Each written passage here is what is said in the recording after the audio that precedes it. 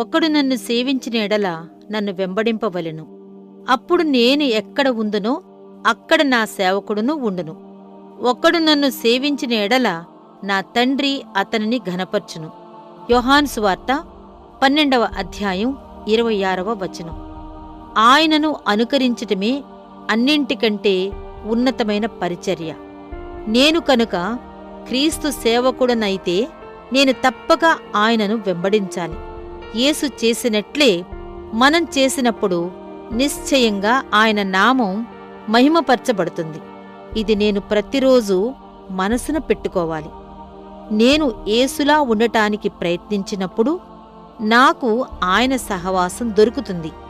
నేను ఆయనలా మారినప్పుడు నేను ఆయనతో ఉంటాను.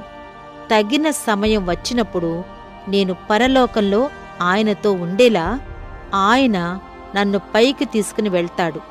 ఈలోగా నేను ఈ భూమి మీద ఆయనను వెంబడించటానికి ప్రయాసపడతాను. మన ప్రభువు మొదట శ్రమపడి ఆ తరువాతనే సింహాసనం ఎక్కాడు కదా.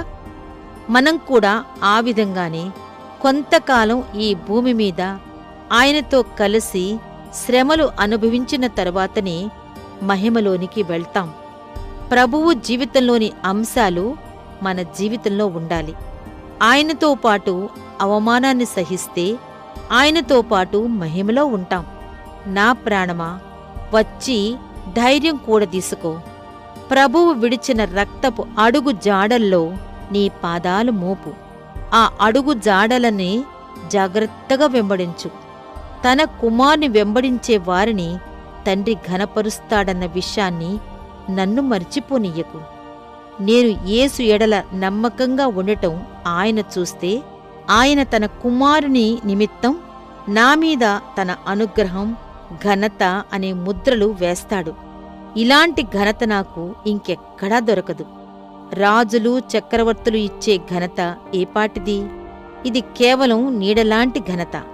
అసలైన ఘనత తండ్రి దగ్గర్నుండి వస్తుంది. కాబట్టి నా ప్రాణమా, ఇదివరకటి కంటే మరి అధికంగా నీ ప్రభువైన యేసుకు సమీపంగా ఉండి వెంబడించు.